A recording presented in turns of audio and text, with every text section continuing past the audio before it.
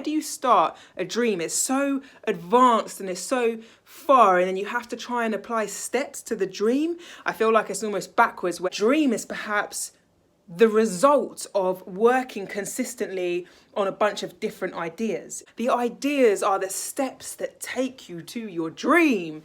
I'm not afraid, it's only certainty that changes, and for me there's nothing certain. I'm just cruising through the days, I do my thing and let it take me. Da Vinci, he's an artist, but he rarely finished painting, so the final destination I'm not chasing.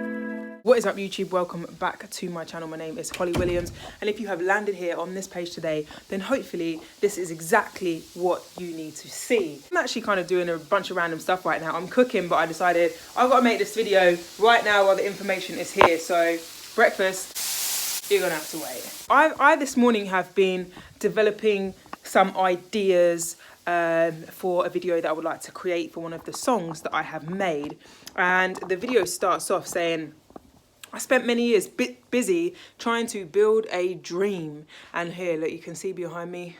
I spent many years busy trying to build a dream.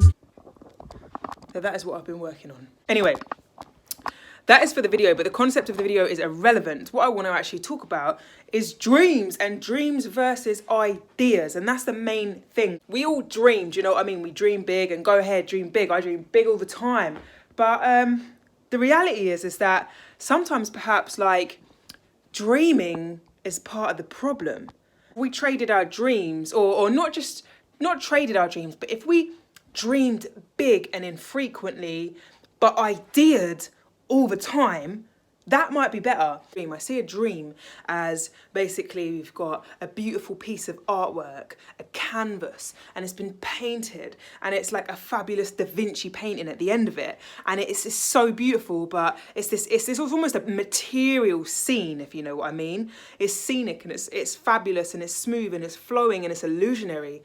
And if you look at the Da Vinci painting, you'll be like, where did he start that? Like, I don't know. And that's the thing with a dream. Where do you start a dream? It's so advanced and it's so far, and then you have to try and apply steps to the dream. I feel like it's almost backwards, where if you have ideas are almost like a lot faster. They're almost like this window here. Check this out.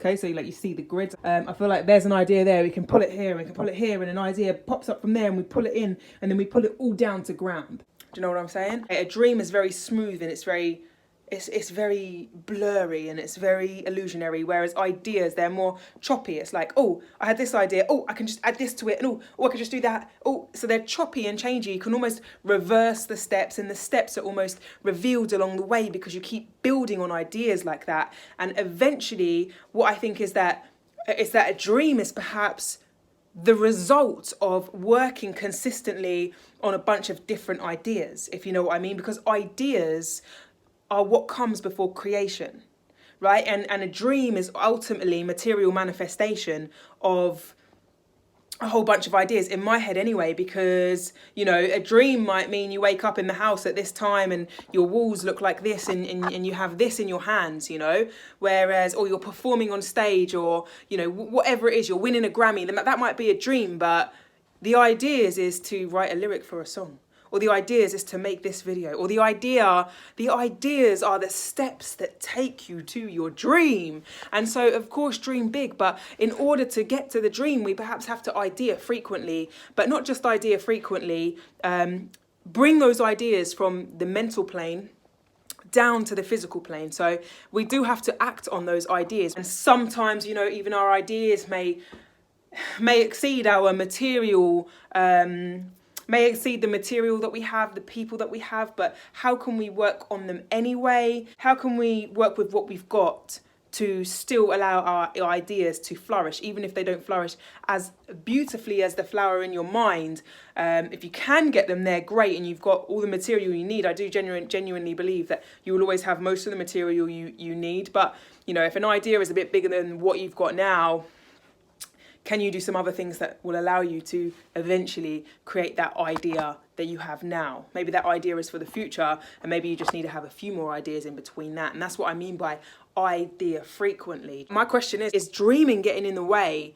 Should we be dreaming less frequently, dreaming huge, but having ideas as much as possible, ideaing frequently, and ensuring that we go to work on those ideas, you know, and that might be how we actually eventually get to the dream. I mean, we can't be too focused on the dream as the result, but, you know, because that's that attachment, and that ultimately makes us unhappy if we don't achieve the dream. But what we should be is really happy working on the ideas. If the ideas are what makes our heart beat, you know, if we're dreaming without having idea, then probably going to be unhappy. If we're dreaming big and working on ideas, even if we don't generate the dream, the ideas should still fuel our happiness. You know, if the picture isn't a Da Vinci picture at the end of it, but it's a, I don't know, probably just both as good artists, but it turns out to be a Monet piece, then it turns out to be a piece from Monet, and it's still beautiful. I'm just saying that if we're working on the ideas in the process, then whether or not we build the exact dream how we painted it, we should still be happy. And even if we're working on the ideas might take us to a different dream, but we were happy all along the way. So yeah, that's kind of my question. That's what I was thinking, and I was cooking, and I normally sit down to make my videos, but this time I was like, look, just get to the camera out now. You always tell yourself to do this, because this is my energy when I'm in this place. When I set the camera up, sometimes it's like it's overthought, do you know what I mean? Or not overthought, but this is just more flowy. So yeah, that is my question. Guys, drop comments below.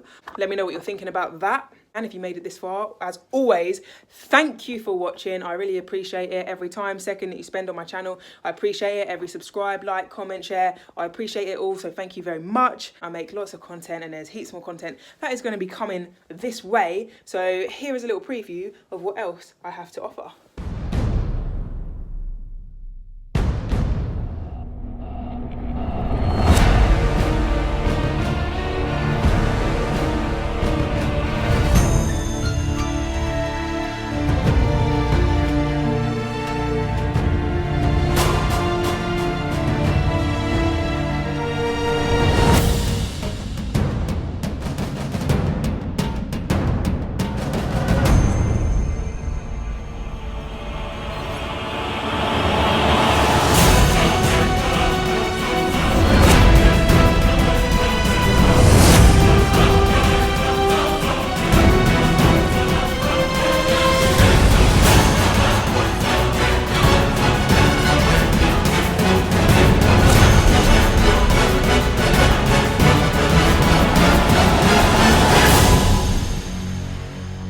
Finally, guys, if you like the information that I give out, I spent some time writing the guidebook for an Oracle deck, and it has all of the things that I have learned basically over the years in Oracle deck format. Here it is, Maha Aten, an Unfoldment of Consciousness Oracle deck. Absolutely beautiful deck. Look at these cards. Just look at them. I mean, I'm sorry that I can't really show you with one hand, but absolutely beautiful cards. My creative partner did the artwork. I wrote the guidebook. So if you're interested, I will leave the website in the description below. Once again, thank you for watching my video. Have an amazing day, hour, minute, month, year, all of it. And yeah, I will see you in the next video. I'm not afraid, it's only certainty that changes, and for me there's nothing certain. I'm just cruising through the days, I do my thing and let it take me. Da Vinci, he's an artist, but he rarely finished painting, so the final destination I'm not chasing.